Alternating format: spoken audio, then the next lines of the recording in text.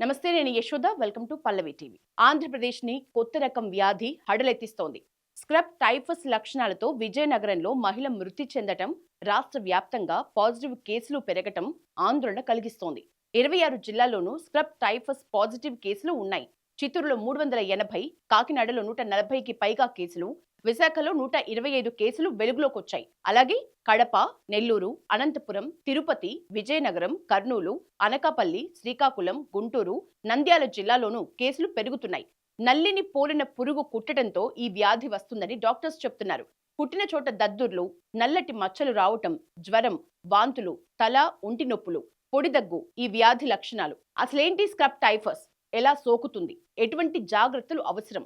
ఇప్పుడు తెలుసుకుందాం. ఇటీవల విజయనగరం జిల్లా చీపురుపల్లి మండలం మెట్టపల్లి గ్రామానికి చెందిన ఒక మహిళ జ్వరం లక్షణాలతో చనిపోయింది.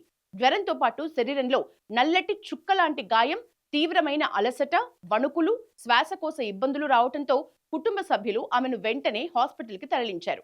మొదట టైఫాయిడ్ గా గుర్తించిన డాక్టర్స్ ఆమెకు ట్రీట్మెంట్ అందించారు. అయితే జ్వరం తక్కువైనా శ్వాస సంబంధ సమస్య మాత్రం తగ్గలేదు. చివరికి ఆయాసం పెరిగి ఊపిరాడక ప్రాణాలు కోల్పోయింది. డాక్టర్లు పరీక్షలు చేసి స్క్రబ్ టైఫస్ లక్షణాలతో ఆ మహిళ మృతి చెందినట్లు ప్రాథమికంగా నిర్ధారణకొచ్చారు. చాలా మందికి ఈ స్క్రబ్ టైఫస్ వ్యాధి గురించి తెలియకపోవచ్చు. స్క్రబ్ టైఫస్ అనేది చిగ్గర్స్ అనే సూక్ష్మ కీటకాలు కుడితే వ్యాపిస్తుంది. కాటు వేసిన ప్రదేశంలో చిన్న నల్లటి మచ్చ కనిపించడం ఈ వ్యాధి ప్రత్యేక లక్షణం.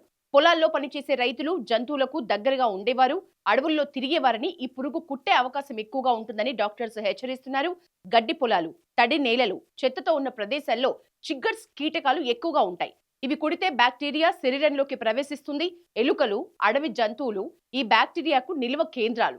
వీటి మీద ఉండే కీటకాలు మనుషులపైకి వస్తూ ఇన్ఫెక్షన్ ని కలిగిస్తాయి. స్క్రబ్ టైఫస్ వ్యాధి బారిన పడితే ఉన్నట్లుండి జ్వరం వస్తుంది, తలనొప్పి, కండరాలు, కీళ్లు నొప్పులు ఉంటాయి.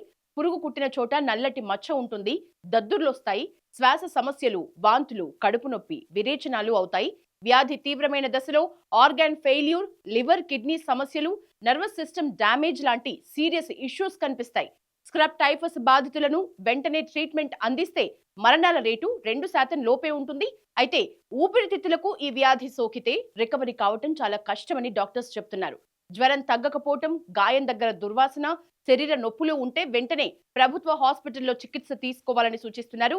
జనాల్లో భయం ఉన్నా ముందస్తు జాగ్రత్తలు, సమయానికి చికిత్స తీసుకుంటే స్క్రబ్ టైఫస్ ని కంట్రోల్ చేయొచ్చని ఏపీ ఆరోగ్య శాఖ తెలిపింది.